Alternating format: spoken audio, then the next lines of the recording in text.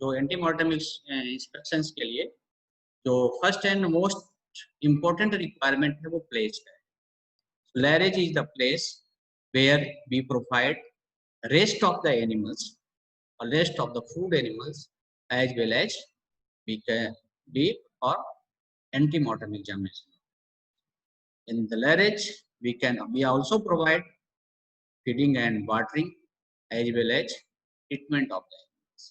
ठीक है, treatment animal को अलग कर लिए, सेग्रीगेट करके। तो आपको एनिमल्स के आइडेंटिफिकेशंस के लिए फैसिलिटी होना चाहिए, बहुत सारे इंक साथ आइसोलेशन पेन होना चाहिए। अगर कोई आप डिजीज एनिमल और सफरिंग एनिमल्स को आप डायग्नोस कर रहे हैं और डिटेक्ट कर रहे हैं, सो उसे आइसोलेटेड पेन में व्यवस्था होना चाहिए। और असिस्टेंट स्टाफ जो आपको ये सारे ऑपरेशंस करने के लिए, तो आप बहुत सारे एबनॉर्मलिटीज है वो जो आप एंटीमॉर्टम एग्जामिनेशन में डिटेक्ट कर सकते हैं। खासकर आपको ध्यान रखना है कि जितने भी फिजियोलॉजिकल पैरामीटर्स वो सारे यहाँ डिटेक्ट होते हैं। रेस्पायरेशन से रिलेटेड आप एबनॉर्मल रेस्पायरेशन रेट और एबनॉर्मल रेस्पायरेटरी साउंड, ये सब आप यहाँ डिटेक्ट कर सकते हैं। बिहेवियर एनिमल्स का, क्या ये एग्रेसिव है, क्या कैसा है, डोसाइल है, कूल काम है, मॉरिबेंड टाइप है, अलग से पड़ा हुआ है माड़ापरा की तरह, है ना, होता है ना। बीमार एनिमल बहुत दूसरा ढंग से उसका बिहेवियर होता है। एग्रेसिव एनिमल है या आपका डम्ब फॉर्म फ्यूरियस है बहुत ज्यादा एनिमल्स, तो ऐसे बेसिस पर भी आप बहुत सारा डिजीज कंडीशंस को आइडेंटिफाई कर सकते हैं। पूरा डिजीज पढ़ लीजिएगा। गेट, गेट मीन्स चाल, है ना, गेट कहते हैं ना, और उसकी गेट अलग होती है और क्या क्या different types of the gates होता है। सो आप यहाँ भी गेट बेसिस पर भी उसको लड़खड़ा रहा है, चला नहीं जा रहा है, गोल गोल घूम रहा है चक्कर काट के, सो इसके बेसिस पर भी आप बहुत सारे डिजीज कंडीशंस को, पोस्चर कैसा है, जैसे आप पढ़े होंगे, चाहे पढ़िएगा मेडिसिन वगैरह में जाइएगा तो कीटोसिस है या मिल्क फीवर है, तो कीटोसिस में खासकर एनिमल का स्पेसिफिक पोस्चर होता है या बहुत पेकुलियर पोस्चर बताते हैं, ह्यूमन बीइंग का बताते हैं कि हम लोग बहुत समय खड़े होते हैं तो क्रिस क्रॉस, तो पैर है उसे क्रॉस शेप में करते हैं। मेरा खासा ये हैबिट है कि हम दोनों पैर को क्रॉस करके खड़े होते हैं, लेफ्ट राइट में। So definitely it show some but pains in the limb, limb में कहीं ना कहीं पेन फीलिंग रहती है आपको। सो बॉडी की जो लोड बियरिंग कैपेसिटी होता है, आप उसे जब मतलब ट्रांसफर कर क्रॉस करके आपका बॉडी ऑटोमेटिक उसे मिनिमाइज करने का कोशिश करता है। ठीक है, सो उसका पोस्चर कैसा है, स्ट्रक्चर एंड कंफर्मेशन कैसा है, क्या ये हेल्दी है कि एकदम हाइट बाउंड कंडीशंस हैं, इसे लाइक हाइट बाउंड कंडीशंस जैसे है तो आप सस्पेक्ट कर सकते हैं कि एनिमल ट्यूबरकुलोसिस और कोई भी क्रोनिक डिजीज कंडीशन से सफर कर रहा है। डिस्चार्ज एंड प्रोट्रूजन्स, क्या ये नेजल डिस्चार्ज इसमें हो रहा है, आइस से कोई डिस्चार्ज है, क्या सलाइवा का डिस्चार्ज है, क्या बॉडी में कोई एबनॉर्मल प्रोट्रूजन्स है, लाइक कोई हर्निया है कहीं, या कहीं प्रोलैप्स तो नहीं दिख रहा है मुझे। तो ये सब कंडीशंस में बॉडी ओपनिंग जितने भी नेचुरल ऑर्गन्स हैं, खासकर आपका जेनाइटल ऑर्गन्स का, आप वहाँ डिटेक्ट कर सकते, बता सकते हैं। कलर कैसा है, कोई एबनॉर्मल कलर तो नहीं है बॉडी का, मान लीजिए लोइस कलर है तो कहीं ना कहीं सब दैट्स आर सिंबॉलिक ऑफ है, यू कैन से जॉन्डिस। अब जॉन्डिस है तो बहुत सारे कंडीशंस में जॉन्डिस अपीयरेंस होते हैं। मोस्ट कॉमन कंडीशंस लिस्टेरियोसिस का, लेप्टोस्पायरोसिस कर सकते हैं हम लोग, और भी कोई भी एनीमिक कंडीशंस हैं बॉडी का, तो वो आप कलर बेसिस पर डिफाइन कर सकते हैं और डायग्नोस कर सकते हैं। ऑर्डर कैसा है, जैसे कि हमने आपको बताया कि एक एनिमल जैसे आप करते हैं कि स्वीटिश ऑर्डर, कीटोसिस होता है एनिमल में, तो वो स्वीटिश ऑर्डर होता है बॉडी का, बॉडी से पूरा स्वीट स्मेल आता है।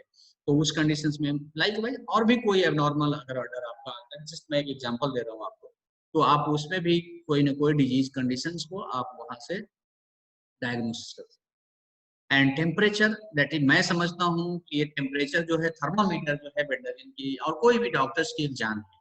थर्मामीटर और आला जो स्टेथोस्कोप होता है वो एक सबका अपना सबसे पहला अस्त्र वही है। आप आधे डिजीज को थर्मामीटर के थ्रू डिटेक्ट कर सकते हैं।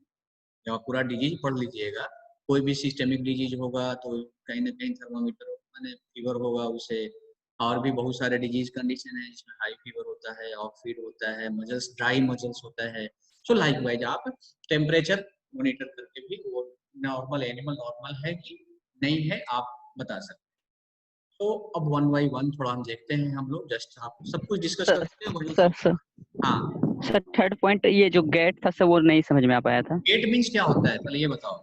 चाल होता है, चाल मतलब कैसे आप चल रहे हैं, नहीं गेट मीन्स चाल होता है, कैसा आपका गेट है, गेट मीन्स कैसा आपका चाल है। कोई एनिमल मान लो फ्रैक्चर्ड है, ठीक है, लिम्ब फ्रैक्चर है, तो क्या उसका गेट प्रॉपर होगा?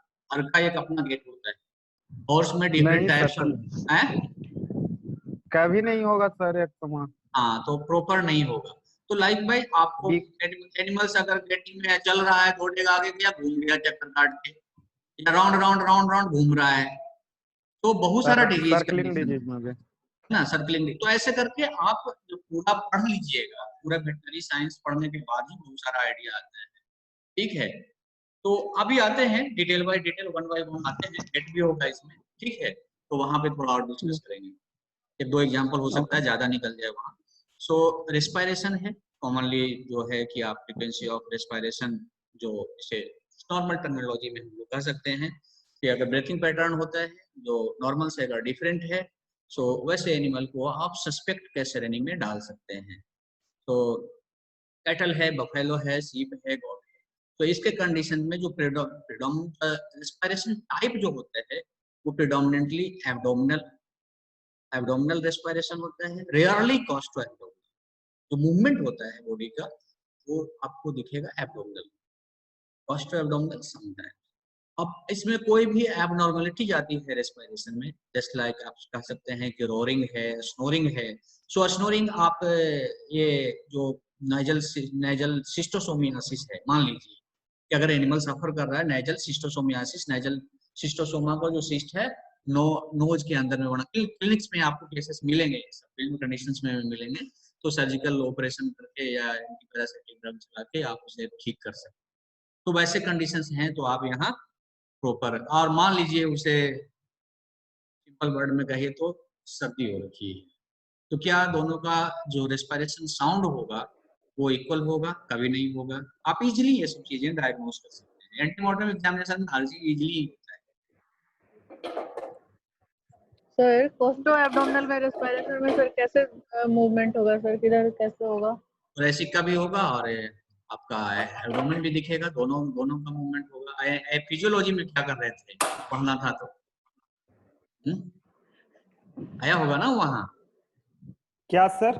फिजियोलॉजी में ये सब तो पढ़ना होगा ना। क्या कॉस्टो मीन्स जस्ट लॉजिक लगाइए ना, कॉस्टल मीन्स आपका, कॉस्टो मीन्स थोरेसिक कह सकते हैं वी कैन से, और एब्डोमिनल मीन्स एब्डोमिनल्स। तो दोनों अगर इन्वॉल्व है, थोरेसिक कैविटी प्लस आपका abdominal cavity, then we can say, but ये रियरली होता है। आप उसको कॉस्टो एब्डोमिनल रेस्पिरेशन कह सकते हैं। ये हर एक एनिमल का क्लासिफिकेशन है रेस्पिरेशन का, कि वो एब्डोमिनल रेस्पिरेशन है कि कॉस्टो एब्डोमिनल रेस्पिरेशन है, कि thoracic costal you can say respiration. Normal abnormal gait, तो अगर पेन है लेग में, चेस्ट में पेन है, एब्डोमेन में पेन है, और कोई भी अलग से नर्वस साइन है, नर्वस डिजीज से सफर एनिमल कर रहा है, तो उसके गेट्स जो होंगे एबनॉर्मल होंगे। कुछ एबनॉर्मल गेट्स यहाँ लिख रखा है हम लोग। Slow bowel gate that is septicaemic conditions में होता है, सेप्टिसेमिक डिजीज कंडीशंस में। सर्कल में बात करना that is cirrhosis, that is bleed में होता है, लिस्टेरियोसिस में होता है। Stiff gate